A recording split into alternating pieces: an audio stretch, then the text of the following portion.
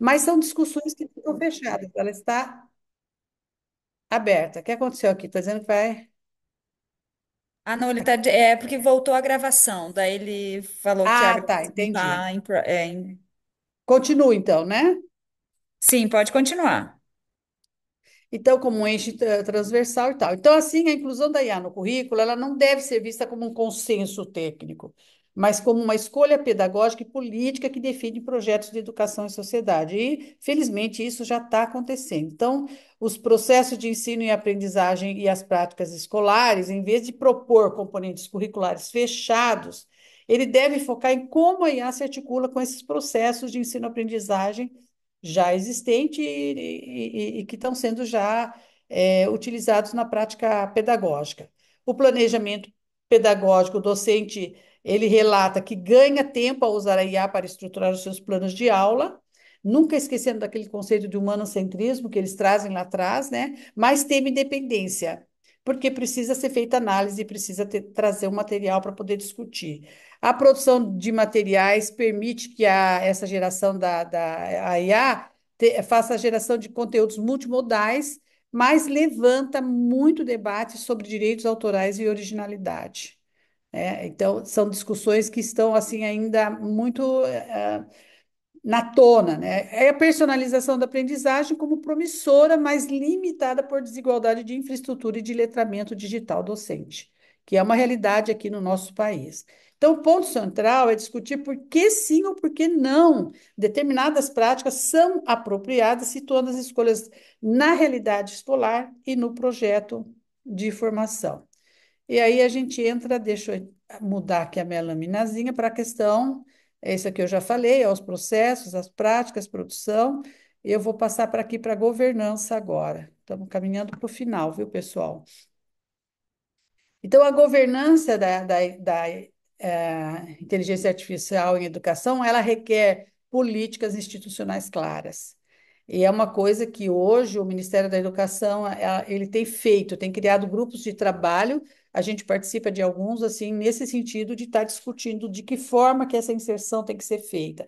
Os instrumentos estão sendo pensados, a gente está fazendo toda uma discussão crítica em cima disso, que a gente já faz uma análise que ele não vai dar conta daquele todo, como os próprios instrumentos que já existem da dimensão 2 e 3 não dão conta de avaliar adequadamente, não sei se a palavra correta seria essa, as licenciaturas e os currículos de formação, mas requer políticas institucionais claras, uma participação democrática e marcos regulatórios alinhados às diretrizes internacionais.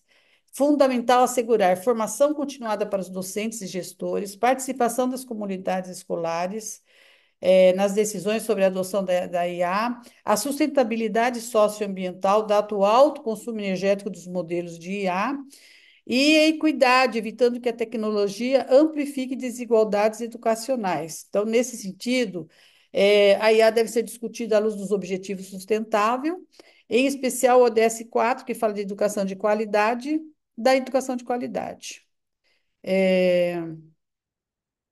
Claro que esse discurso ele está carregado de muitas contradições, né? Quando a gente pensa assim no fundamento do materialismo histórico e dialético, que é uma linha de fundamentação que eu caminho, ele traz assim ele apresenta muitas contradições.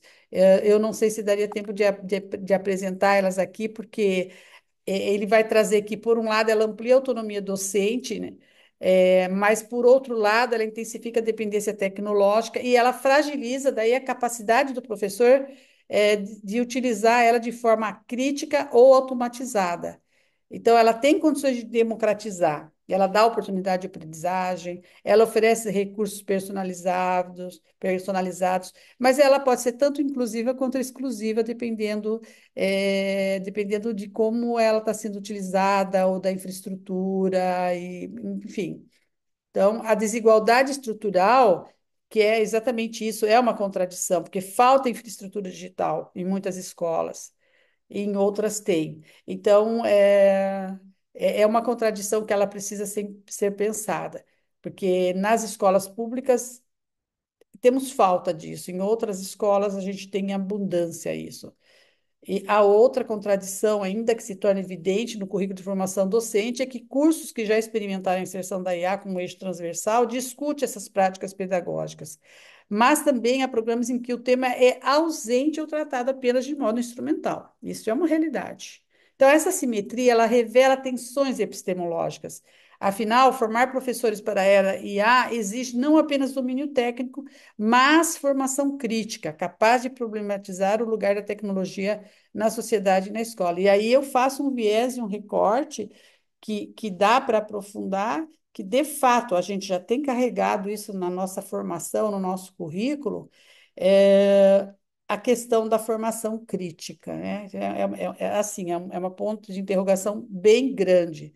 Então, ela enfrenta dilemas centrais à formação, como autonomia versus dependência, até que ponto o uso da IA amplia a liberdade pedagógica ou cria novas formas de controle e padronização? Inovação e desigualdade, a quem a IA serve prioritariamente? A democratização do conhecimento ou a manutenção de assimetrias sociais e econômicas? A crítica versus a instrumentalização, os cursos de licenciatura formarão professores que pensam criticamente a IA ou apenas a utilizam como mais uma ferramenta. Então, é um debate que está aberto. Ele é crítico, ele é interdisciplinar e ele se destaca na formação docente, não apenas como uma inovação tecnológica, mas com campo de disputa ético e pedagógico que espelha os desafios mais amplos da educação na contemporaneidade. E aqui eu termino dizendo que eu achei que ia ser todo em inglês, que eu não poderia participar do debate, porque meu inglês não é tão bom, mas eu fiz em português e se vocês tiverem alguma questão, eu estou aberta ao debate. Muito obrigada. Obrigada, Beatriz. Posso parar de compartilhar? Sim, claro. Pronto. Professora Rosângela, esse Oi. debate no INEP é muito importante, né? Sim. Existe uma previsão de quando que esse novo instrumento vai estar sendo implementado? Ou ainda é fase de discussão, de É, aprovação, de tem um sugestões? cronograma, professora, que a gente está seguindo, né? Nós, agora em junho, foi feita a apresentação da até onde a dimensão foi organizada e pensada, foi feita toda uma discussão, e aí em julho e agosto eu não pude participar, porque eu estava em viagem, então eu estou buscando acompanhar, mas nós temos um cronograma. Ele vai esse ano todo fazendo essas discussões, para no próximo ano a dimensão 4 ser assumida como um instrumento junto a um, 2, 3, que também está sendo revisitada, graças a Deus. Né? Ótimo, muito bom. Não, eu acho que esse é o momento, né? E nós não podemos nos deixar de participar, porque a IA está aí, né? Ela é uma Uhum, realidade, uhum, queira ou não, a gente concorde ou não, ela está inserida no, no cotidiano do aluno, e aí uhum, então realmente eu acho que a inserção nos currículos e uma forma também das dimensões ser avaliadas, ela traz uma responsabilidade maior para as escolas da forma como vão ser utilizadas essa IA, né? Nós não podemos deixar que realmente seja utilizada de qualquer forma, porque daqui a pouco o que acontece? O aluno não vai mais estudar, o professor não vai mais precisar dar aula, porque ele já tinha que estar aí para suprir todas as necessidades, entre aspas, né? E aí, então, acho que com essa regulamentação através do INEP, eu acho bastante importante. Então, eu acho que foi um trabalho assim que realmente uma reflexão que eu esses dias estava pensando, para onde nós estamos caminhando? Porque uhum, tudo que a gente recebe vem, se a gente passa depois no antiplágio, quase 100% foi criado pela IA.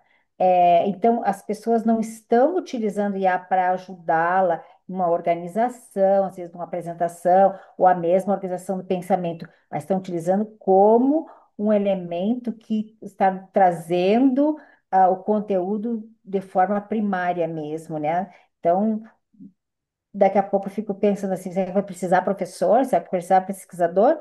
Se a IA vai estar ocupando esse papel. Então, com essa regulamentação, acho que bem importante, porque daí também disciplina a utilização da IA, que eu acho que a gente não pode fugir, né? Acho que está aí nós temos que usar da melhor forma possível, mas ela não pode, de maneira alguma, substituir o professor, né?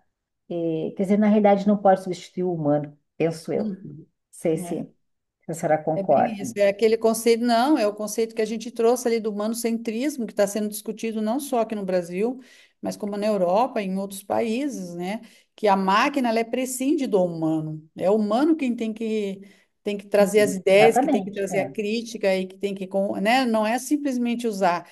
E é exatamente isso que o professor ele tem que ser capacitado, porque aprender a técnica é fácil, a gente aprende a lidar, né? A gente aprende a lidar com esse instrumento digital aqui, mesmo com as nossas limitações.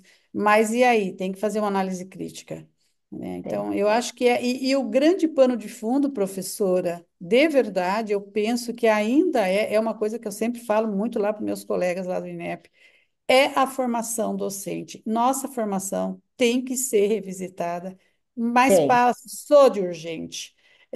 Esse formato que a gente tem hoje não serve mais. A gente vê isso e é uma pena, porque a gente continua formando profissionais de todas as áreas, e aí não é só na área da educação.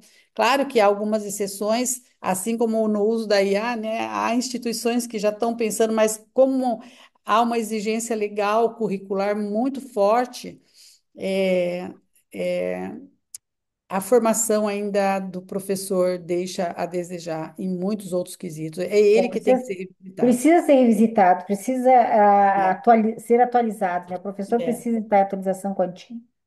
Concordo plenamente. é Parabéns, bem isso. professora, pela apresentação. Obrigada. Minha Eu parte. agradeço a participação. Muito obrigada. Obrigada, Bia. Faz uma coisa, não quer colocar, fazer uma colocação, tu que trabalha no. Tu que está em ativo. Pode ser. É, Só abre para. a professora Gabriela vai fazer também uns comentários, que, como ela está em atividade ativa na escola É, de. eu sou professora no Instituto Federal e dou aula para o ensino médio também, ensino superior, mas o ensino médio é o pior, porque eles não têm um senso crítico do que usar da IA. E a minha formação, eu não tive formação em como lidar com a IA em sala de aula, né? Então é super difícil de você conscientizar esses alunos que estão vindo desse uso, desse senso crítico e talvez uma regulamentação que torne isso, né, algo mais padronizado no sentido de que nos oriente como agir, né, com esses alunos e que nos ensine já na nossa formação como lidar com isso. Porque eles usam para, como a prof falou, para criar o conhecimento. Eles não têm, vou melhorar um texto, vou ter. Não, eles colocam lá, jogam e eles não têm, muitas vezes, nem a paciência de ler aquilo, porque já a leitura já ia ajudar, né? Eles não têm Uhum. esse senso. Então, na ponta, em sala de aula, tá super complicado lidar com a inteligência artificial, assim. Nós temos no Instituto Federal, desde do ensino médio, né, que a gente atua, a realização de pesquisas. Então, nós temos um projeto de pesquisa desde do ensino médio, desde o primeiro ano. E aí a gente pede para eles lerem artigos, para eles formarem opinião, para eles fazerem ficha de leitura, para eles apresentarem, e eles jogam tudo no chat GPT. E a gente faz pergunta, e o problema é que eles já captaram a lógica, não sei, que tu tenta apertar ele de um lado, apertar do outro, e eles conseguem, conseguem. Eu não sei como que eles pegam os principais pontos assim, então eles conseguem dar o resumo do. Então é super complicado assim lidar na ponta com eles, com essa falta deles de bom senso, porque são super jovens, né, 15, 16 anos, e que estão aí com as ferramentas Uhum. disponíveis, né? Então, olha, vai ser válido assim essa regulamentação até para nos guiar na ponta como Uhum. lidar com isso.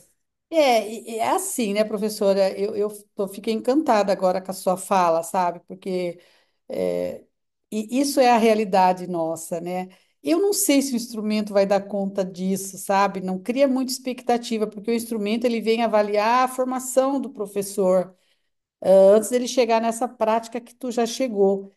E fala para ele que ele tem que mediar isso, que é isso que você está falando. Bom, mas que jeito que eu vou mediar isso, né?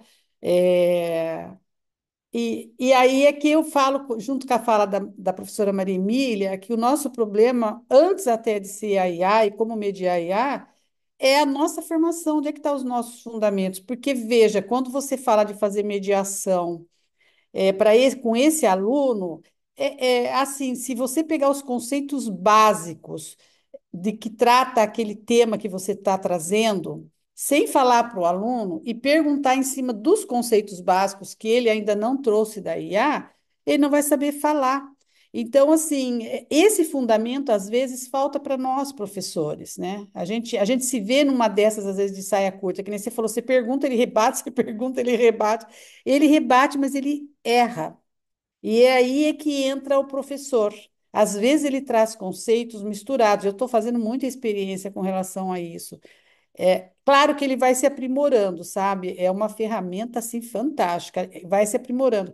Mas assim, na medida que você vai pegar um fundamento que o aluno não conhece, eu vou citar o meu que eu sei, o materialismo histórico e dialético, por exemplo. Uma das grandes. Ele trabalha com as contradições, ele levanta assim, ele faz uma análise crítica e traz todas as contradições que existem, que nem eu fiz ali. Se o aluno não sabe disso, ele não vai apresentar isso, entendeu? E isso dá para fazer. Bom, mas então pega um outro fundamento teórico, filosófico, histórico, que você conheça e traga, porque qualquer tema você consegue discutir em cima de algum fundamento, né? E eu acho que isso faz a diferença, mas isso, sabe, professora Maria Emília, até com aquele pensamento que a gente estava falando, está lá na formação nossa. A gente aprendeu na prática, assim como tu está aprendendo, Gabriela. A gente aprende na prática, é na prática que a gente fala, puta, eu não aprendi isso, eu vou ter que estudar. Porque o que você vai fazer? Você vai ter que buscar fundamentos lá e ver o que se encaixa dentro daquilo que você consegue compreender para você poder cobrar seu aluno. Então, você está crescendo, você está construindo conhecimento para além do domínio tecnológico da ferramenta, entendeu? Porque o domínio da ferramenta é fácil, a gente pegou, vai, né? Tá vendo aí os alunos indo. O instrumento que a dimensão 4 está pensando, assim como está pensando a dimensão um, 2, 3, que a gente avalia, na verdade, ele vai ficar mais em cima do que está sendo usado ou que não está sendo usado. E aí, cá para nós, né, gente? Há muita maquiagem nesse nosso país, né? Eu não sei nos demais, né? Mas a gente, quando avalia, a gente vê que tem muita maquiagem, né? Sabe o que significa isso, metaforicamente falando, né? A gente está dentro da instituição, eu agora nem estou mais tão direto como eu já tive. Eu também já ajudei a maquiar, né? E depois, quando você está do outro lado, que você fala, caramba, o que que a gente faz, né? A gente esconde embaixo do tapete aquela sujeira ou aquela coisa mal feita que a gente não quer que o MEC veja, né? Então, você vê como é importante? A gente às vezes está de um lado, depois está do outro, e a gente se dá conta. É óbvio que em cima disso existe todo um peso institucional para nós, né? Que cobram da gente, né? Ah, mas isso a gente não pode falar, mas isso a gente tem que, né? Não, chama aquele aluno, chama aquele outro para falar. Não, olha, aquele professor assim, ai, fala que ele está em outra sala de aula, ele não vai poder atender e não sei o quê, na reunião com o corpo. Gente, a gente sabe, né? A gente caminhou isso aí. Então, é por isso que eu falo, sabe, que o pano de fundo, na verdade, é a formação do professor, né? A gente tem que revisitar ela, porque é ela que vai dar essa condição. E aí a gente entra no ponto central dessa discussão, que hoje, olha, professora Maria Emília, não se surpreendem as demais aí, que a gente não tem mais curriculistas. O último grande curriculista que a gente teve foi como é que ele chamava, aquele gordinho simpático? Gostava de uma cerveja, encontrava com eles no congresso e bebia até. Mas o homem era muito inteligente. O último foi ele, não foi o Tomás Tadeu, não. O Tomás Tadeu veio depois dele. O Tomás Tadeu da Silva, da URGS, veio depois dele. Que o Tomás Tadeu ele não chegou a ser um curriculista por excelência. Ele fazia muita crítica, mas ajudava a gente a pensar. Mas eu não estou me lembrando, eu vejo ele agora, eu não me lembro o nome dele. Se vocês procurarem, vocês vão ver o último grande curriculista que a gente teve. Então é isso, porque discutir currículo não é fácil. Você tem que cruzar informações, conhecimentos, tem que fazer um monte de cruzamento para você chegar num alinhamento ideal, né, que nem a gente fala, para formar o professor, que nunca vai ser, né? E hoje o que se vê nesse processo de criar currículo eu olho um, olho o outro, um currículo de uma instituição, um currículo de uma outra instituição, vou tentando ver. E é o que é a formação de currículo das Entendeu? instituições. Então, aí é que tá, entendeu? Tá faltando o que nesse currículo? É um troca-troca, mas o que que falta nesse currículo? Aquilo que a gente falou, os fundamentos, cadê? Qual que é a base? Quem estuda currículo vai ver que o currículo teve várias fases. Uma vez o currículo era do domínio da psicologia, outra vez foi da filosofia. Olha aqui, quando eu falo psicologia, filosofia, eu estou falando do quê? Eu estou falando de fundamentos históricos, né? Hoje, quem que domina isso? Qual é o eixo? Educação, que cabe tudo e é um saco vazio ao mesmo tempo? Você vê isso na sua sala de aula, quando você fala que você está dando aula lá para o ensino médio. O que que é aquilo? Se você espremer, o que que vai sair dali? Não é? Ai, dá uma frustração danada, né? Gente, é um papo que não acaba mais. Eu fico feliz, porque essa reflexão a gente tem que fazer, que vocês levem isso e, quiçá, vocês que são mais novas se interessem pelo currículo que precisa. Eu não sei se eu quero mais discutir essas coisas. Eu já estou só vendo essa questão da IA, porque é muito complicado. De fato, tem que se dedicar muito, sabe? A IA já está me dando uma dor de cabeça, então, alguém levantou uma mãozinha aí? Quero deixar um beijo para você. É isso, né, gente? Tô gravando. Ai, meu Deus. Me entreguei, Bia. Mas, de fato, eu acho que dar conta de IA, discutir a IA no currículo também fica dessa forma, assim, sabe? Meio que superficial, porque a gente discute, vai lá, não vai lá, vai mediar, não vai mediar, quem que vai fazer isso, quem que não vai. Mas, de fato, o pano de fundo dessa discussão, você está percebendo, Maria Emília? Ah, Ela não tô, aparece, ela não, você entendeu? Ela não vem à verdade. tona. Quando a Gabriela falou, você sentiu isso, você viu ela, o que que falta, né? O fundamento, vai lá buscar para tu ver. São os É, conceitos, com né? certeza. São os conceitos, né, Bia? Tá, ok. Rosângela, eu acho assim muito interessante a nossa discussão ali. Eu estava escutando e vendo a questão do fundamento, chegasse no ponto primordial disso, né? E eu pude ver agora há poucos dias, como eu faço perícia contábil, então normalmente uma parte é um. E o perito fica ali no meio, tu tem que buscar a fundo o que que é realmente, né? E aí voltou um processo uma vez, voltou duas, voltou três, e eu peguei de lei por lei e fui fundamentando por que que eu teria aplicado aquilo e que fechava com a ideia do juiz, e fundamentei tudo, mas deu umas 20 páginas de fundamentação, né, no processo, e uma das partes impugnou novamente, o juiz disse não, o seu serviço está só impugnando, mas não está dizendo por que que está impugnando, ao passo que a perita fundamentou todos os itens, aprova o cálculo. Então, Aí, assim, a senhora chegou exatamente no ponto. oh, Aonde está a fundamentação disso? Que pois falta, é. e que é o que a Gabriela disse, né? A Gabriela é como se fosse minha filha, né? A idade dela é extremamente jovem, Gabriela, e realmente é esse ponto que a gente diz, porque eu vou falar por mim, né? Não sei você, Rosângela, Maria Emília, Marta, nós já fomos de um ao outro assim que a gente tinha que fundamentar as coisas. E hoje Tudo. nossos estudantes está muito difícil. É como tu disseste, é um saco vazio, né? Tu pede assim, eles fazem misérias, mas aonde está você aqui nesse negócio aqui? Aonde está teu pensamento? Onde está a essência disso, sabe? Que é muito importante isso, realmente. Parabéns. Parabéns a Obrigada. você, parabéns a Gabriela, a professora Maria Emília, a Marta ali que trouxeram isso Tô. para a nossa Obrigada. discussão. E eu acho que não dá para parar por ali, não. E Não. essa regulamentação é como você disseste. Eu tenho medo que daqui a pouco é mais para botar o tapete por cima disso. Será que não? Que a Aham, Marta falou, a sujeira debaixo do tapete, né? Aquilo que você falou, aham. as... não sei, eu tenho medo. É, isso aí. Parabéns, Rosângela, parabéns aí Obrigada, a querida. vocês pela Obrigada. discussão. Um abraço, pessoal. Desculpa entrar no meio dos moderadores Ok, ali, mas tranquilo, obrigada, Bê, pelas colocações. Então, agora vamos passar a palavra para a senhora Gabriela para fazer a apresentação do seu trabalho. Deixa eu compartilhar. Bia, tu tem que me tornar host.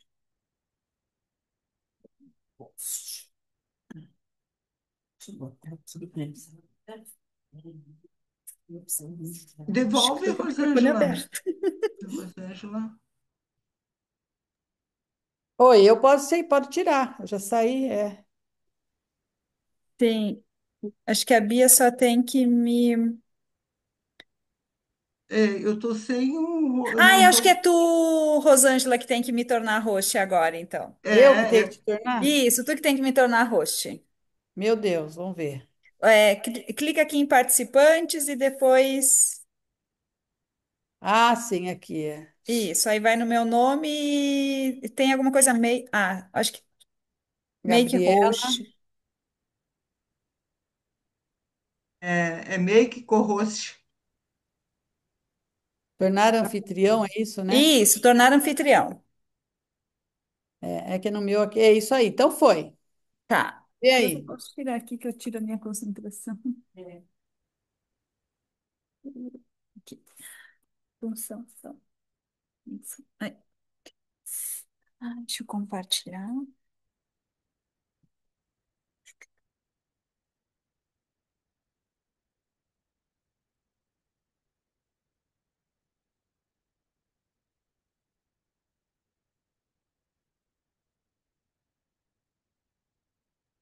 Vocês já estão vendo a minha tela?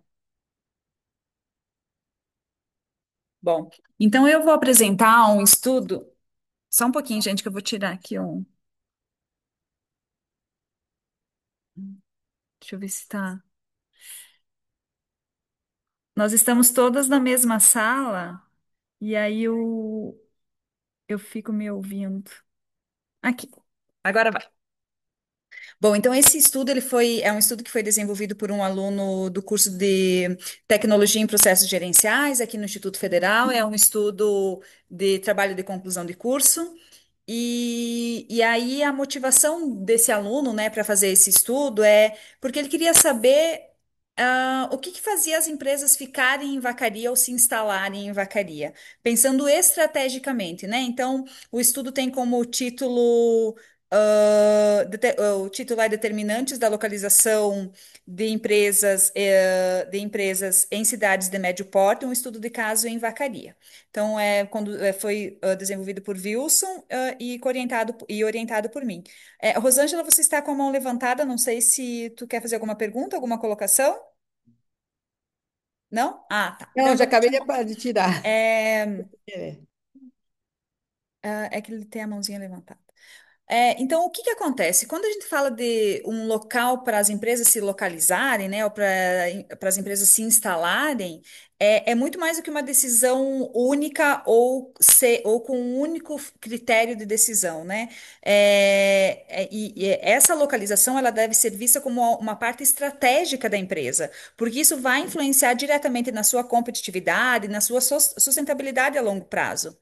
E aí, quando a gente vai analisar a literatura sobre esse tema, a gente percebe uma evolução desse conceito, né? Que no início ele era um conceito muito focado em uma decisão que era basicamente pautada nos custos logísticos que a empresa ia ter, mas que ela evolui e ela passa a ter uma visão multicritério, ou seja, diferentes fatores, né, podem influenciar essa decisão, incluindo a infraestrutura da cidade, a mão de obra disponível, os incentivos governamentais que vai ter, a qualidade de vida. Então, diferentes fatores levam essas empresas a decidirem se localizar em determinada cidade, né?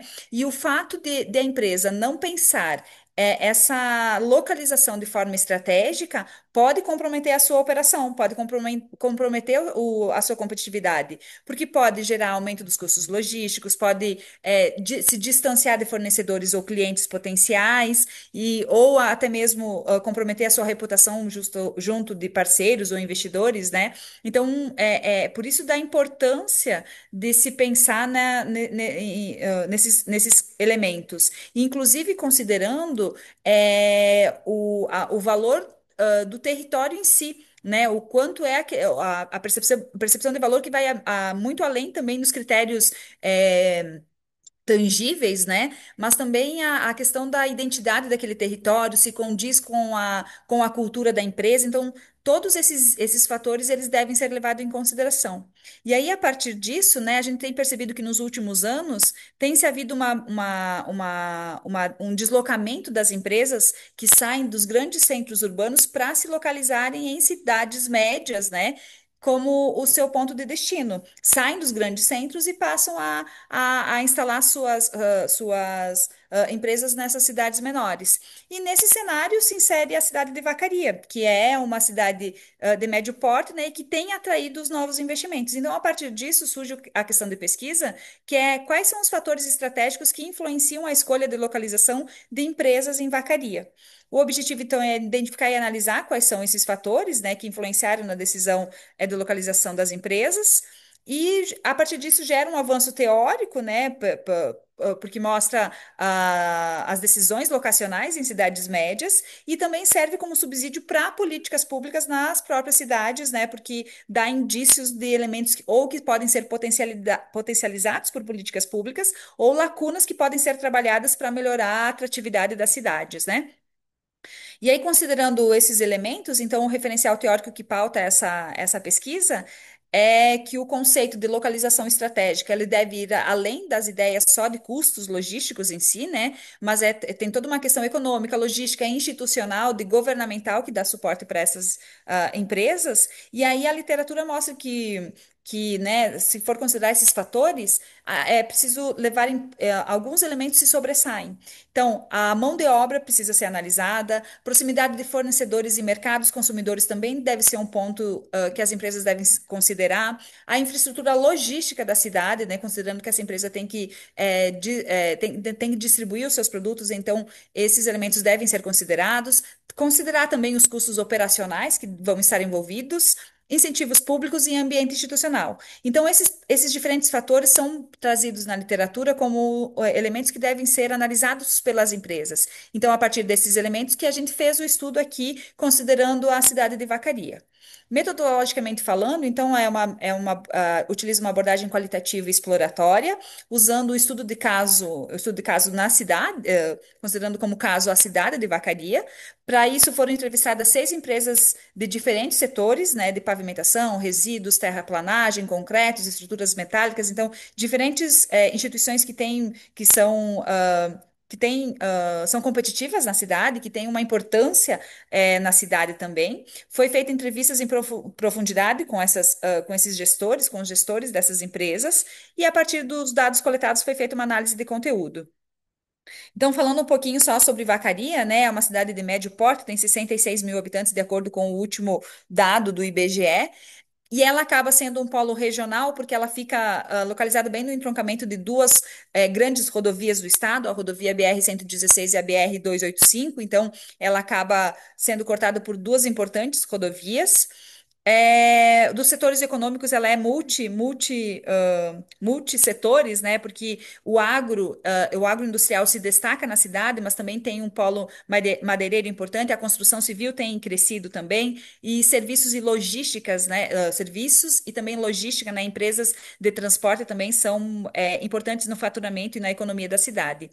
E aí a gente tem percebido também investimentos recentes governamentais para infraestrutura e apoio ao desenvolvimento econômico da cidade, movimentos que têm buscado desenvolver e mudar a realidade de Vacaria. E aí, quando a gente analisa, quando a gente faz as entrevistas e conversa com esses gestores, né, a partir daquele olhar, daqueles diferentes fatores que são importantes de ser considerados, a gente percebe que alguns são considerados positivos por esses atores, por esses gestores, mas que, por outro lado, tem algumas dessas pontos que são ruins, né? Então, quando a gente analisa a mão de obra de Vacaria, o que se percebe é que há uma demanda de mão de obra qualificada, é um ponto sensível em Vacaria, há uma escassez de profissionais qualificados, especialmente em áreas técnicas e operacionais, né? Então, o que eleva os custos e dificulta a expansão das empresas, porque elas não conseguem mão de obra qualificada.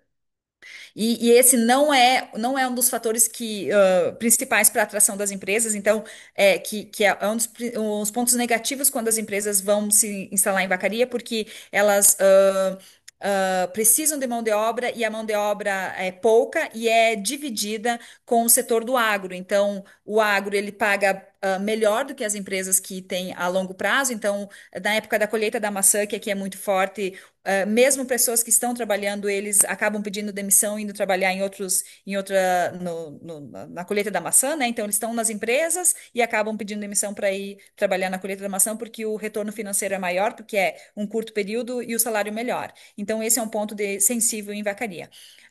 Já o segundo ponto que é importante, que é a infraestrutura logística, então, é um dos principais elementos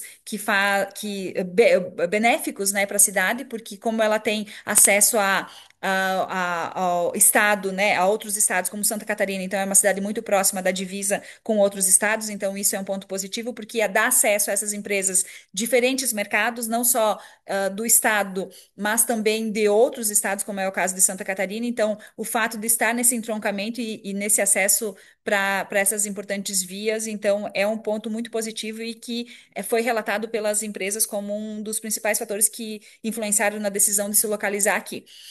O acesso a fornecedores de matéria-prima também, então, devido a essa localização, facilita o acesso a fornecedores de matéria-prima de diferentes locais. Então, muito mais fácil, por exemplo, do que quando alguns compararam se localizasse em Caxias do Sul, que é uma cidade maior, mas o acesso em Caxias do Sul é pior do que aqui em Vacaria, em termos de fornecedores de outros estados, né? Porque aqui a localização é melhor. Então, em termos de clientes e mercado consumidor, também as empresas consideram que Vacaria é o polo regional. Então, há diferentes cidades no entorno, mas o centro acaba sendo Vacaria. Então, além da facilidade de acessar mercados em outros estados, a Vacaria também é a cidade que é responsável por suprir o mercado regional. Então, ela é o polo central de várias cidadezinhas menores, e isso também acaba sendo um fator que influencia nessa decisão e na competitividade dessas empresas. Os custos operacionais, eles são considerados competitivos, né, porque a mão de obra acaba sendo menor, o valor, todos os de localização também, de infraestrutura, né, acaba sendo valores menores. Também tem se percebido um incentivo público bem importante dos órgãos governamentais para essas empresas que querem se localizar aqui, como cessão de terrenos, né? Então, o apoio da Secretaria Municipal de Desenvolvimento, mas ainda carece de uma maior ampliação. Se tem percebido esse movimento inicial, mas ainda carece de uma estruturação mais a longo prazo. Assim, são alguns movimentos de incentivos públicos, mas ainda carece dessa padronização. E na esfera de licenciamento, todos consideram que, de modo geral, em termos municipais, é ágil nessa questão da liberação ambiental, mas os entraves estão principalmente numa esfera estadual. Então, embora internamente o município tenha se mobilizado para facilitar essa atuação de licenciamentos das empresas, em nível estadual isso ainda carece de uma maior agilidade. Então, com isso, os atores trazem algumas oportunidades, né? Eles percebem que há alta demanda regional e baixa concorrência ainda, né? Então, ainda as empresas são poucas em cada setor, então acabam sendo as principais, né? Então, tem pouca competitividade. Então, isso dá indícios de uma maior oportunidade de crescimento, né? Potencial de crescimento de segmentos pouco explorados, né? Então, Vacaria ainda o foco está no agronegócio, então todos os outros setores ainda carecem de desenvolvimento, principalmente o tecnológico. E aí esses novos setores também, eles colocam que, já que o setor do agronegócio é o principal, de fazer essa integração, né, com esse setor que já é forte. Por outro lado, os principais desafios, todos eles falam da escassez da mão de obra qualificada, dificuldades com os trabalhadores informais, né? Eles não querem assinar a carteira, não querem assinar a carteira, eles querem se manter na informalidade. Então, isso é uma lacuna para as empresas porque elas precisam formalizar, e aí muitas vezes elas não conseguem trabalhadores justamente porque eles não querem ser formalizados. Concorrência, né, por profissionais técnicos e a burocracia em licenciamentos estaduais. Então, essa é a sintetização. Então, de modo geral, a localização em Vacaria ela é estratégica pela forte infraestrutura logística, né? Pela sua localização, por estar entre duas rodovias muito importantes. O ambiente de negócios ele está em consolidação, a gente tem percebido esse aumento na questão de empresas, né, para além do agronegócio. A capacitação profissional, então, é o que embora seja uma carência, mas eles percebem que há alguns movimentos para melhorar a capacitação.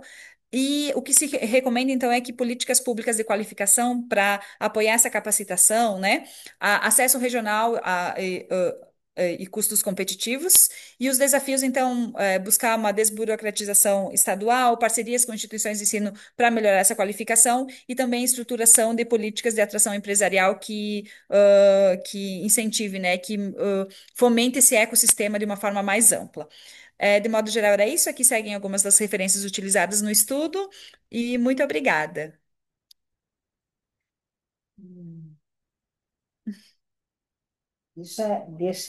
Parabéns, Gabi, pela tua apresentação. Acho que é um trabalho de grande profundidade, de grande importância, não só científica, mas também para a comunidade. Esses resultados apontando, né, esses pontos positivos e negativos. Mas eu gostaria de fazer uma pergunta. Como foi a escolha dessas empresas? São empresas entrantes? São empresas que já estão mais consolidadas aqui? E de qual foi o segmento que teve maior participação? Tu falou que eram 5 empresas, E né? seis Seis empresas. empresas. Isso.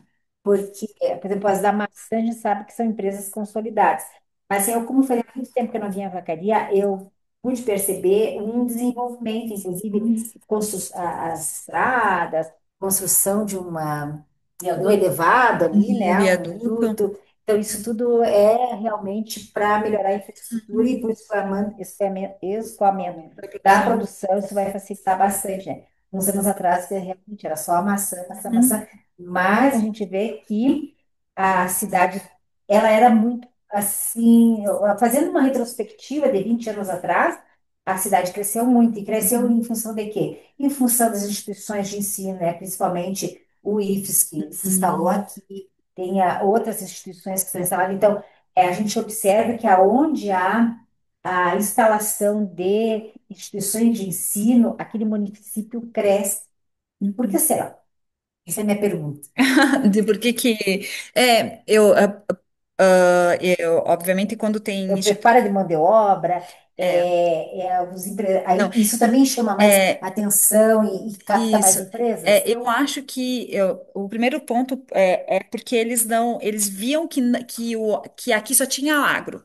Que nem os entrevistados falaram, aqui só tinha agro. Então, eles viam que, por exemplo, pavimentação, terraplanagem, eles viam que precisava, ou até da construção civil, era tudo muito parado, não tinha construção de prédios, né? Então, eles viram que tinha uma demanda. Só que, por outro lado, prof, embora as instituições de ensino aqui tenham começado, elas são muito focadas ainda no agro. E a instituição de ensino aqui, a gente está fechando a UX, né, aqui em Vacaria. Não sei. Uhum. Não sabia. Aham, tá fechando. Então, e isso é um ponto negativo, porque a gente precisa, estão vindo empresas porque percebem que tem uma demanda, que a cidade precisa daquele tipo de serviço, né? Precisa de produtos, né?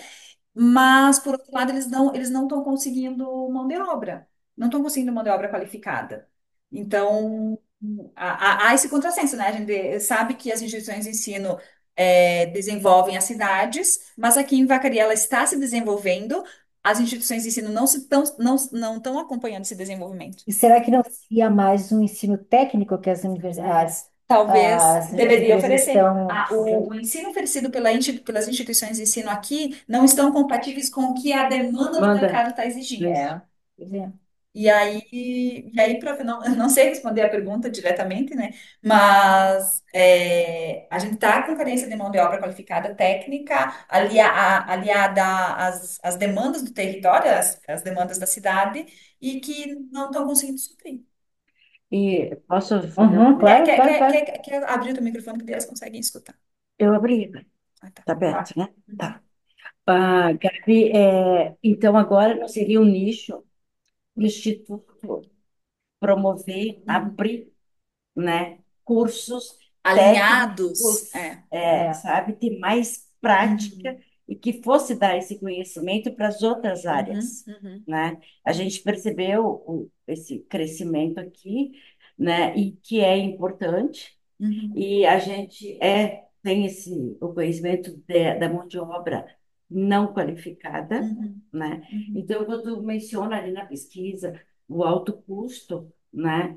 E me chamou a atenção a respeito de precisa de qualificação e é um alto custo pela rotatividade, uhum, certo? uhum, Ou porque precisa trazer também profissionais uhum, qualificados. Esse era um dos uhum, minha inquietação. uhum, A segunda inquietação é que você limpou ali as empresas, tá? Eu não lembro. uhum, Essas empresas estão aqui, nasceram aqui, essa maçã nasceu, uhum, né? Elas não vieram, pode ser empresas familiares, uhum, né? E que já estavam aqui enraizadas e aí teve esse crescimento, uhum, né? O ponto mais que eu entendo mais importante é as rodovias, uhum, as duas. uhum. Teve uma melhoria fantástica, tá? Com relação, eu não sei se é a 285, A BR-116 é aquela que vai e a 116, 285 para a cá. 285 é aquela que vai para o Bom Jesus? Não, aquela é a BR-100, é a BR-116, né?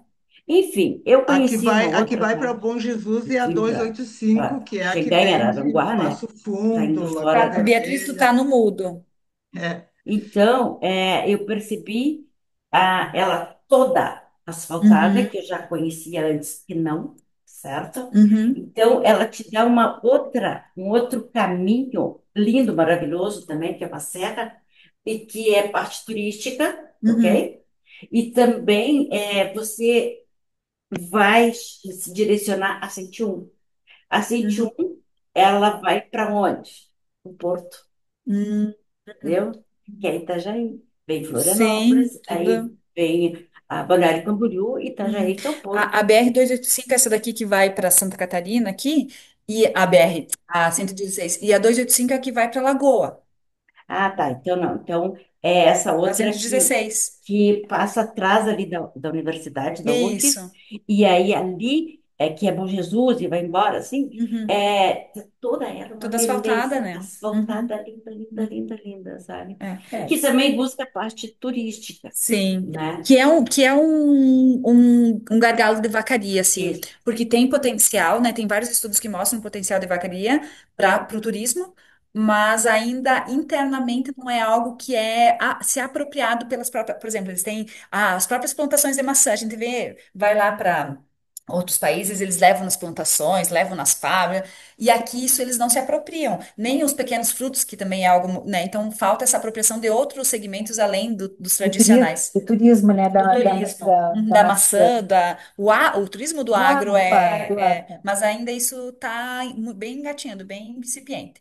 Quanto ao tempo das empresas, a gente selecionou empresas que estavam há mais de 3 anos aqui em Vacaria, assim, que já tem uma história, né? Então, são empresas mais, não tão recentes, assim, mas São empresas já com uma novos. grande, mas com um faturamento bom. Então, só que o que que acontece? Tem tantos que são nascidos aqui, os donos são nascidos aqui, mas também tem empresas de que vieram de fora. Vieram aqui, conheceram a cidade, viram aqui o potencial e resolveram estabelecer a empresa aqui. Então, não é só os que já moravam aqui, que Uhum. resolveram empreender aqui, não. Tem pessoas de fora que viram o potencial na cidade aqui e viram essa facilidade de acesso a outros estados, essa carência interna desses produtos, né? Que tem muita carência. As pessoas às vezes vão para Caxias buscar, né? Então, eles viram que aqui também faltava essas coisas, né? Mas a gente que eu tipo, também vinha em 2012 para cá, né? O quanto Vacaria cresceu e tem mudado nesses últimos anos, assim, Agora, entristece saber do do fechamento da fechamento da. Pois é, universidade. eu acho que a UFES, né, é uma instituição com tantas cabeças pensantes, É o valor. eu acho que estão deixando um nicho muito importante, Muito. né? Que é exatamente os cursos técnicos. A gente olha as universidades, só querem cursos de mestrado, doutorado, e daí vai Uhum, inchando o mercado, que nem tem mercado para tanto doutor, tanto. e tanto o mestre centralizado aqui, porque todo mundo quer ficar no seu local, né? E por que não pensar nos cursos técnicos, oferecer a universidade com toda a estrutura que tem, Ah, fazer convênios com as próprias empresas Uhum. para treinar os é, funcionários, ou então, para dar outras assim, oportunidades. Eu é, achei, o, Beatriz, ó, olha aí uma brecha tua aqui da cidade, né? E que tem esse contato direto com a prefeitura e sabe, né? Trazer alguma alternativa para aproveitar todo aquele espaço, todo aquele. Meu Deus, até a agronomia vai fechar tudo. Sim, eles não vão mais abrir, não vão mais abrir vestibular. vestibular. Vestibular. Vão encerrar, vão fechar porque Quem vão. tá e depois não. Porque, por Todos os exemplo, assim, o investimento nos laboratórios, tudo. É, um mestrado profissional atenderia as empresas. Não não sei, é, não sei. é muito, precisa menos ainda. É o técnico É, tecnológico, é. por exemplo, assim, aqui as empresas relatam carência de engenheiros. Não tem muito Mas isso engenheiro. aí é tudo que é lugar. Então, um tecnólogo, né? É, só que, claro, é um investimento. Os laboratórios para engenharia é muito caro. Muito caro. Não E atende. a pessoa que sai daqui para estudar engenharia numa outra cidade não volta. Com certeza que não. Uh-uh. Mas acontece o seguinte, ó, por exemplo, a UFRGS investiu muito em laboratórios na área da agronomia. Tem muito laboratório ali que o engenheiro mecânico pode utilizar, o engenheiro civil pode utilizar, É, que o engenheiro ambiental pode é, utilizar. Quer dizer, é uma questão de reestudo, de é. redimensionamento. Claro, a UX também culpa bastante o Instituto Federal, Uhum. né? Porque também abriu um curso de agronomia. Uhum. Entendi. Eu ia lembrar disso. Então, Pois é, então, efetivamente, eles não souberam não sabemos lidar com tratar. a. Eu acho que é isso aí, é questão assim, ó, o que está faltando é gestão É, adequada para cada momento. Porque ser gestor não quer dizer que tenha um diploma lá e fez um curso de administração e ele é gestor. Não, Gabi, só de é, curiosidade, quando é, é que foi diferente. feito essa Tá? Eu fico triste a também. entrevista? foi no início do ano. Hum. No início do ano. Antes É, porque do ele defendeu tarifaço. antes, bem antes. Nem se discutia isso ainda. Então seria interessante, né, o impacto disso. Uhum. O antes e Eu acho até que essas empresas aqui que a gente entrevistou, nenhuma é exportadora. no esporte. Não. Maçã não. Não é Aí que não tem, não tem ainda a gente maçã. não quis. Não, porque Não porque ia ser. o agro já é muito forte, né? A gente queria pegar de outros segmentos Você, para saber a percepção Isso, deles, né? Porque o agro comanda aqui, né? Então a gente queria é. saber o impacto dos outros. É isso aí. Daí, Beatriz, quer falar alguma coisa? Eu tomei a palavra aqui, estou Não, é eu que eu tô comandando. aqui. Vocês estão me ouvindo Tá com agora? o microfone desligado, Gui. Não, tá ligado para mim. Tá ligado? Tá Tá ligado. Fala, ligado fala, pode Eu aqui? te falar. Tá. escuto, Bia, eu te escuto. Tu tá Tá, me agora escutando? sim. Tá, para Ó, mim tá ligado. Tá Eu, ligado. assim, escutando os debates de vocês ali, eu também, eu acho, faz muito tempo que eu percebo essa escassez de pessoas, especializadas, mas às vezes nós estamos tão preocupados numa especialização técnica, mas não é só isso que falta. O que que eu percebo? Pessoas com boa vontade. Pessoas assim, por exemplo, uma boa recepção, as pessoas serem receptivas, saber se colocar no lugar da outra pessoa, ser receptiva, também falta isso. E isso não é técnico. Isso são coisas que você vai adquirindo vendo outros modelos, indo em outros locais, vendo como é que isso Vou é comprar feito. um. Quem que está me ouvindo? A Rosângela e quem mais? Sim, tô te Gabi? ouvindo, eu tô estamos te ouvindo, ouvindo. Bia. Ah, Uhum. tá. Mas Então, eu assim, acho, Bia, isso também é formação. Isso é também é formação de formação, capital exato, é humano. formação. Mas aí você vê assim que as pessoas fazem aqui, eu sou ainda da época do primeiro e segundo grau, tá? Eles fazem isso dali, mas é um vazio, então eles não são preparados para o mercado de trabalho. A pessoa entra no mercado assim, é o que tem agora, é uma vaga que tem, eu estou precisando trabalhar, eu me adequo a isso. Mas não é, eu realmente, assim, escutando e vendo esse teu artigo, e essa escassez aqui é de pessoas técnicas e escassez de, eu acho que assim, de mente, inclusive, a mentalidade das pessoas. Sim. Não Bia, sei, assim, ó, essa é a minha visão. fazendo uma retrospectiva, é uma coisa que eu sempre me preocupei com com a formação de muitas faculdades, de muitas universidades, a preocupação de formar profissionais a nível superior e que o técnico ficou muito a desejar e que haveria um momento que teriam que retroceder, porque a mão de obra técnica e tecnológica é a que realmente mais se precisa nas empresas para dar aquela a formação, a parte básica, Uhum. né? E claro que os nível superior já vem para cargos mais elevados, cargos que exigem mais atividades Um segundo passo, estratégicas, assim, né? Um né? segundo Digamos, passo. um primeiro passo, mas É, prof, eu acho que isso, não sei, né? Porque hoje em dia as crianças, né? Eles não querem estudar, eles não querem ficar 5 anos numa faculdade. Então, se tivesse mais, dá o primeiro passo, o empurrão. Aí isso. tem uma formação já, que é o tecnólogo, que é o técnico. E aí depois, se quiser se aprofundar, faz uma Isso. graduação mais Daí escolhe, daí ele vai saber exatamente qual é a carreira. Diferenciais é um tecnólogo, tecnólogo, né? isso. E ele te dá como graduação. É graduação em Ok? tecnólogo. Uhum, Então, o que está ocorrendo? Em alguns casos, né? É, tem a graduação, uhum, mas precisa de algo mais direcionado para a tua É a prática, é a Aí, prática. então, ele vai para o tecnólogo. uhum, Tecnólogo, quando eu lecionei, os uhum, alunos eram mais produtivos, uhum. mais responsáveis, sabe? Já vinha Uhum. com um Já estilo ia focado naquilo, né? focado. Uhum. Gente, mas eu tenho uma coisa assim que eu Hoje me não se faz parece que assim. essa falta de formação de profissionais ainda, essa é a minha visão, eu posso estar errada, tá? Aqui são todos professores, eu posso estar errada. Eu percebi isso um pouco, e inclusive quando as universidades, as faculdades começaram a tratar os estudantes como clientes.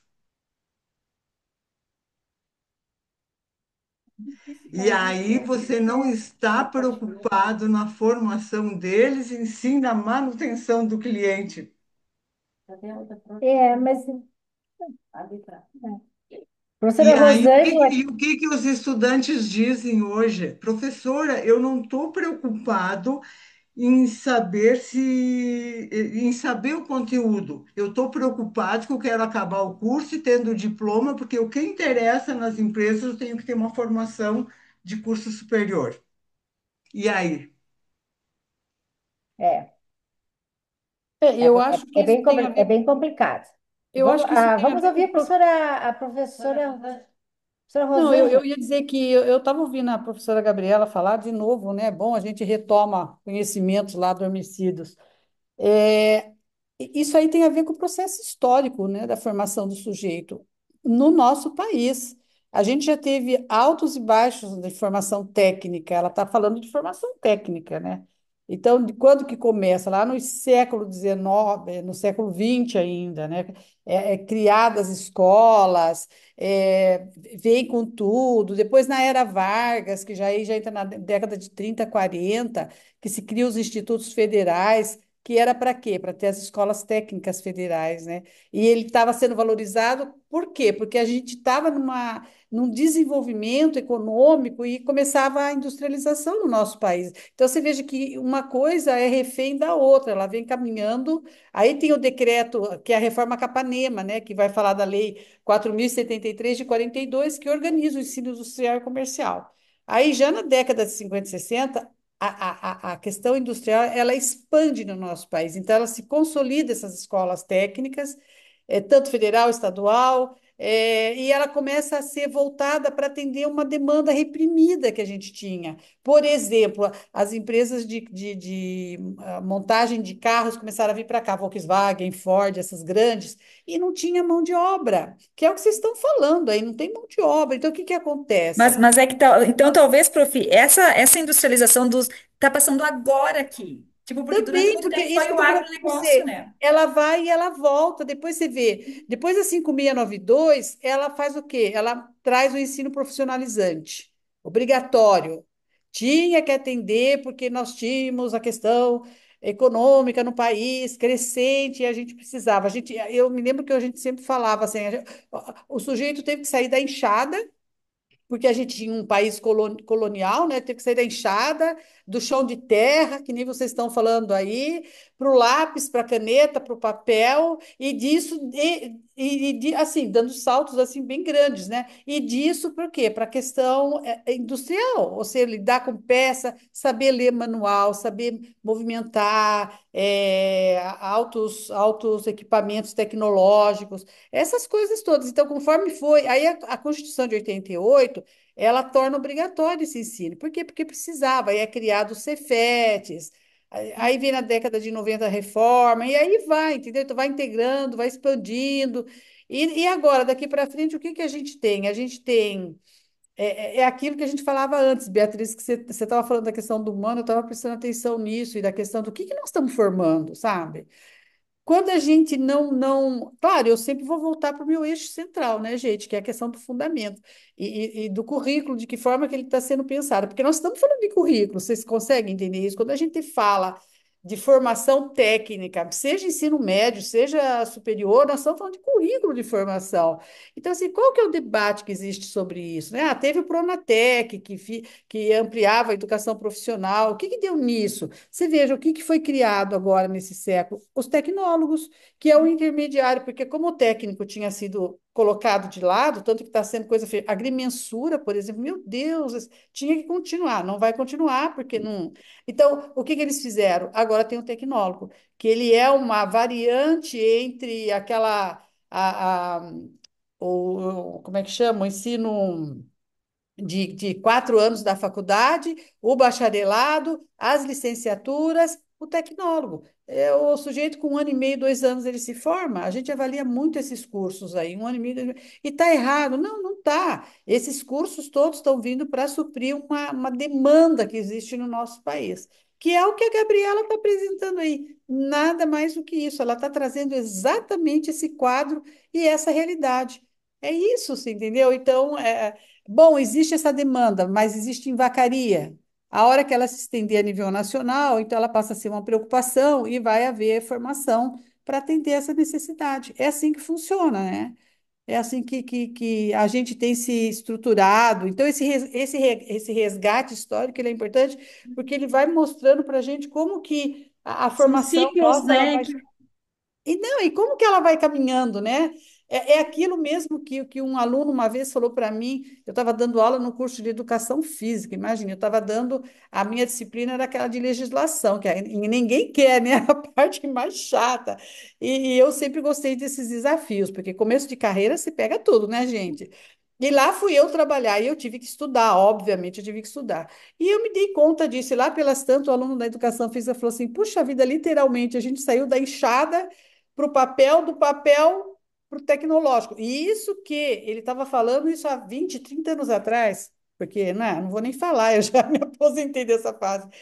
Mas então você veja, já naquela época ele conseguiu fazer essa analogia, olha que maravilha. E hoje a gente está num tecnológico digital muito mais avançado do que o que se pensou naquela época.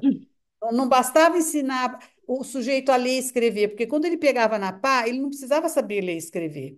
Ele pegava na pá, ele fazia o buraco, ele plantava, ele punha veneno para lá.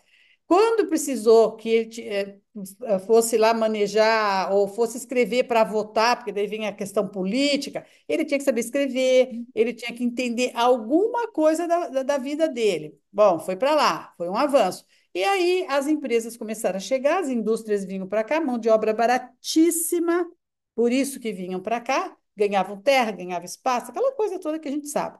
E o que que acontece? O sujeito não sabia. Para importar o cidadão que trabalhava lá no país, ia ficar caro para a empresa, porque você, né, trazer, ele não ia querer ganhar menos do que ele ganhava lá. numa outra moeda que não era nossa, que não tinha valor nenhum. Então, o que que fazia? Vamos então instrumentalizar esse pessoal. E aí ele sai do caderno e vai para o computador aprender a ler o manual, como é que faz, agora para frente, agora para trás, agora ré, agora sobe, agora desce. Eu me lembro, porque eles tinham que aprender a trabalhar com as empilhadeiras, descer as empilhadeiras, andar com aqueles carrinhos no trilho, coisa básica, básica, eles consideravam básico isso, mas o sujeito precisava saber. Então você vê como que a gente vai evoluindo, né? E a gente hoje está chegando aonde? Na inteligência artificial. É um outro momento. Você percebe como que, meu, nós conseguimos fazer. Olha, Beatriz, que coisa mais linda esse painel. A gente conseguiu fazer um encadeamento histórico desse processo, de como ele está vindo.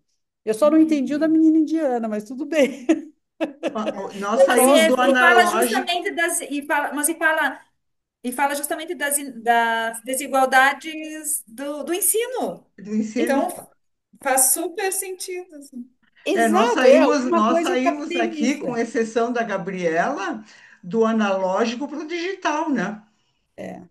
Mas eu acho que tem tudo a ver também, porque na medida em que ela fala que as empresas estão vindo aí, estão se fixando, está se iniciando um outro movimento em vacaria e que tem uma demanda reprimida que não está sendo atendida. E essa demanda está ligada, obviamente, à formação daquele sujeito técnico. Então, está dentro desse contexto, está dentro dessa linha histórica que a gente traçou aqui, sem querer e sem combinar. Não Tá é? ótimo. Nós poderíamos continuar discutindo muito ainda aqui.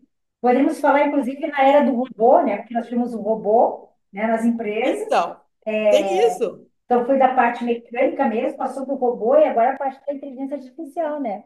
Então, legal. Mas a Deixa professora eu só Marta fazer pediu a uma. palavra, Cada vamos vez passar a palavra para ela. É, cada vez fica melhor, né, gente?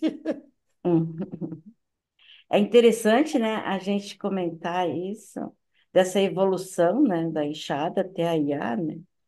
E a questão de, por exemplo, quando eu tinha o ensino médio, né, que na época não era ensino médio, e eu cursei técnico de contabilidade, Hum. né? E aí tinha opção, ou era técnico de contabilidade, ou era um outro lá, tá? Que eu não lembro agora. E a gente saía do técnico com de 15, 17, 18 anos e poderia ter o CRC, né? O registro no conselho, e já saía para atuar, né? Eu percebo assim que essa é a dificuldade hoje dos jovens, né? Saem da universidade, mas sem ter para onde ir. E agora? O que que eu faço com isso aqui, né? A gente percebe. ChatGPT. É, a questão de. A gente percebe, assim, pelos dados estatísticos, que houve uma evolução. Eu lembro que quando eu me formei, em 88, não tenho certeza, tá? Mas parece, assim, que eram uns 2% de graduados no Brasil. Hoje teve um crescimento, né? Que hoje o IBGE 2022 é 18 e alguma coisa, né? Cresceu, cresceu.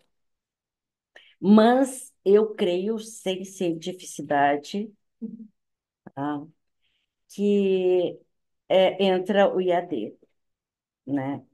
De 2010 teve um crescimento, aí em 2012 eu acho que teve outro crescimento, melhorou os percentuais, né? E sem o quê?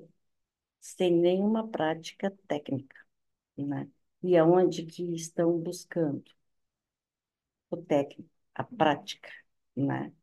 Então, quando surgiu, eu acho que foi no no última, acho não tenho certeza, quando eu participei do último conselho, né, da universidade, e, e eu sugeri, só que ia ser concorrente um com o outro.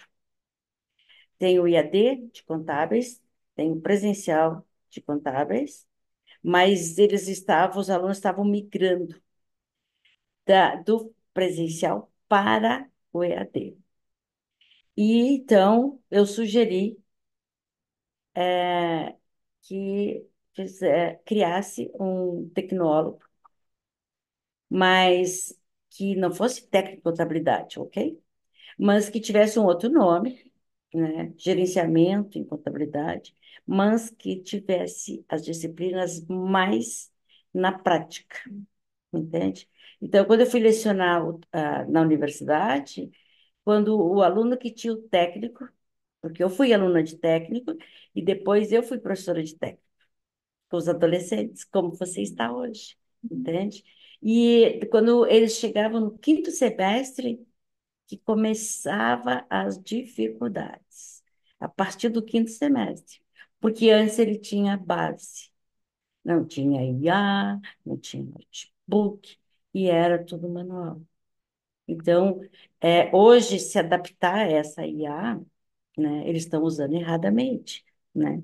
Ela veio para nos auxiliar, para nos ajudar, facilitar, né? Não ter o caminho ser mais rápido, mas não do jeito que estão usando.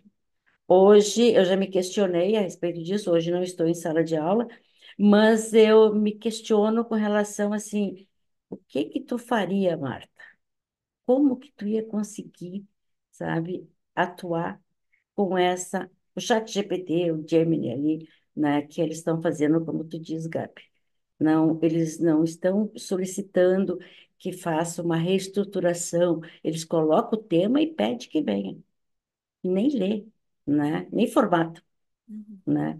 Então, assim, é preocupante. Essa falta de profissionais, né, então, hoje seria os tecnólogos mais voltados para a prática, não só teoria, né. Então, eu só queria fazer essa consideração e razão de que eu fui técnica e eu saí do ensino, como é que era? Segundo grau, né, MEC? Com uma formação e eu fiz o CRC de técnico em contabilidade, para depois me graduar. Não seria um Eu acho. pré-requisito hoje, talvez, para fazer graduação em determinada área, você ter o ensino técnico numa determinada área?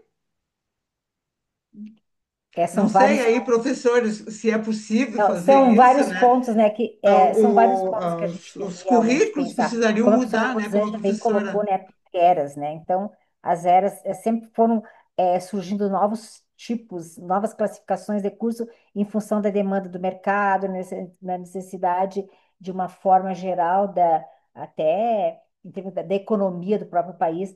Então, eu acho que agora é o momento de muita reflexão. O que é melhor? Retroagir, jamais. Nós temos que avançar, né? Temos que avançar porque, assim, ó,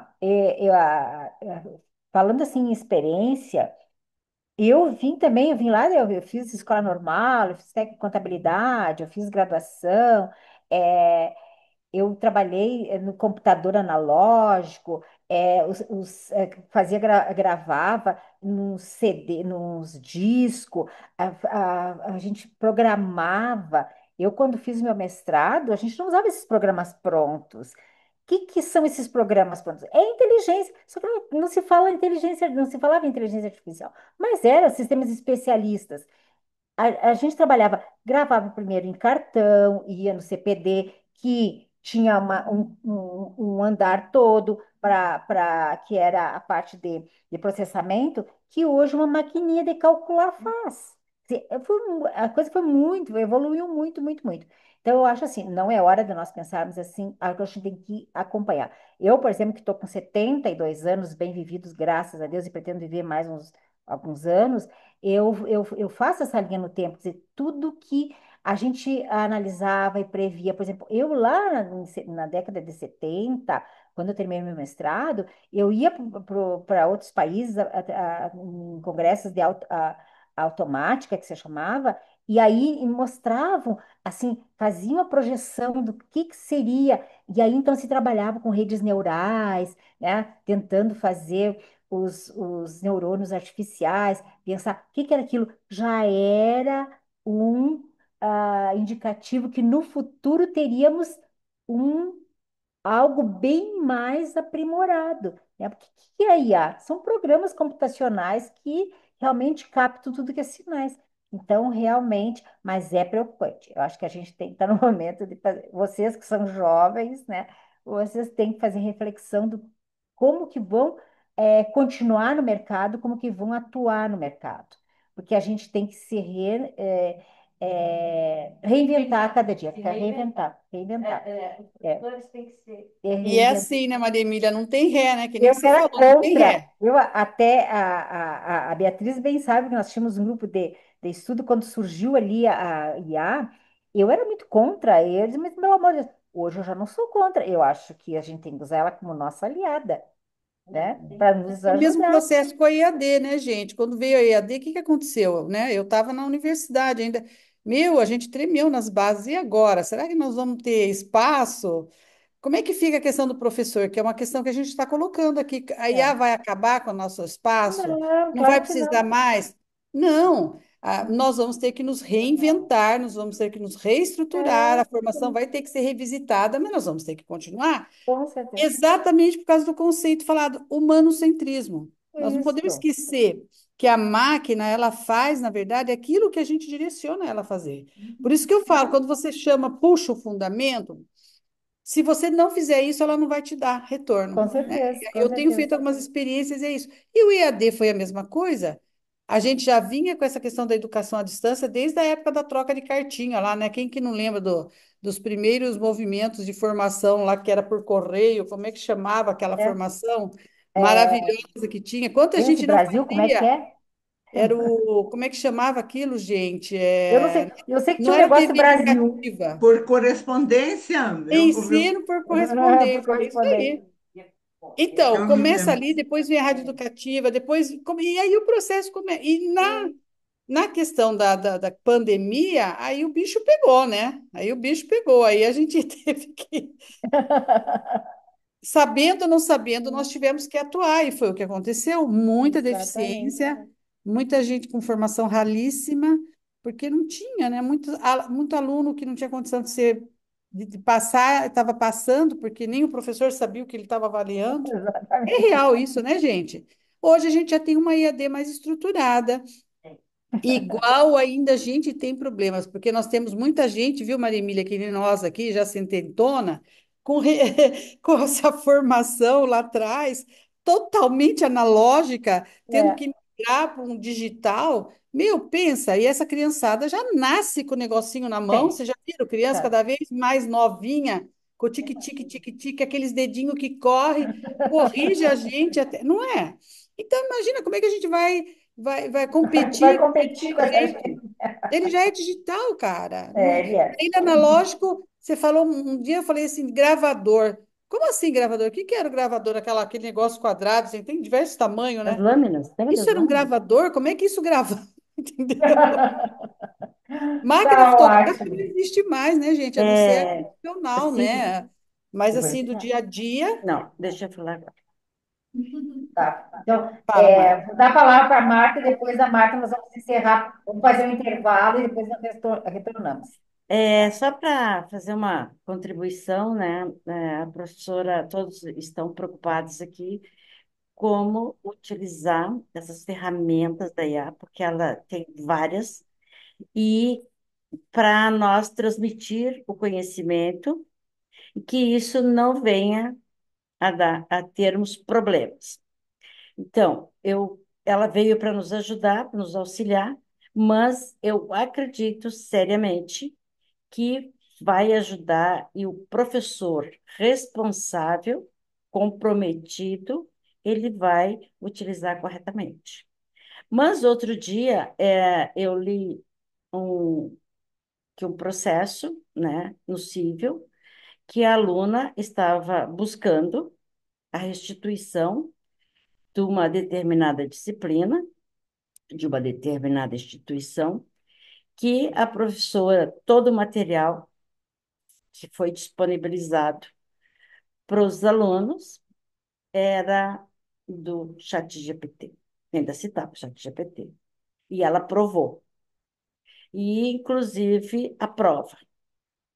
E ela foi procedente à ação, porque entendeu-se que o professor não buscou conhecimento, não teve aquele trabalho, e ela tinha direito à restituição, que ela não foi lá para baixar no chat GPT e estudar por conta, não era IAD. e mesmo que fosse, não devia, era somente para vir agregar, né?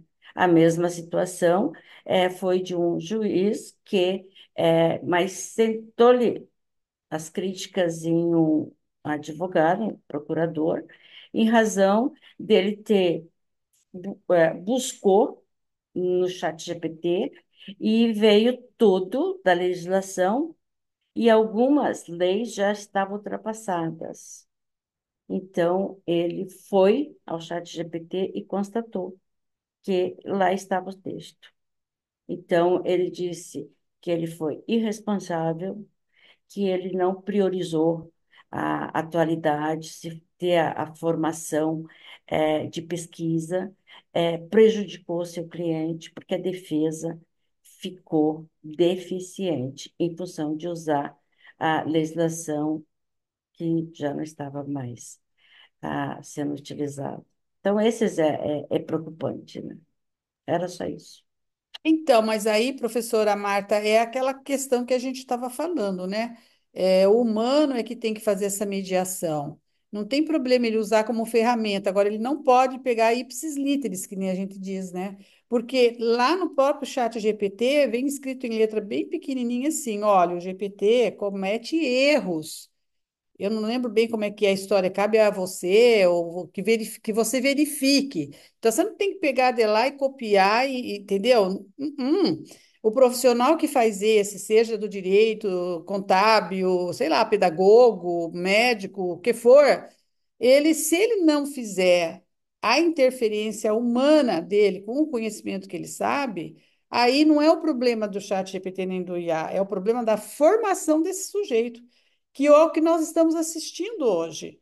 A O formação problema quando fala, é né? o usuário, entende? Exato, É o professor. usuário, não é Nós ele. temos Ele está uma ali, ó, formação me rala. usem, né? Então, Mas é contigo agora, né? Então, achei assim muito pertinente, né? pertinente. Exato. E uma reflexão, né, a respeito disso, nós como profissionais da docência, né? Muito, muito bom, muito boa a discussão. Eu acho que assim, ó, vou agradecer a presença de todos, nós vamos fazer um intervalo e depois nós retornamos para a continuidade das apresentações, certo? Então, obrigada a todos. Obrigada pelo debate aí. Eu acho que a gente poderia ficar horas e horas aí debatendo o tema que é muito importante. E convido vocês para depois ou à noite retornarem à conferência, que essa uma pequena sementinha que a gente planta e que estamos fazendo a diferença no meio de outros, tá? Muito obrigada, Rosângela, obrigado, Marta, obrigada, professora Maria Emília, obrigada, Gabriela.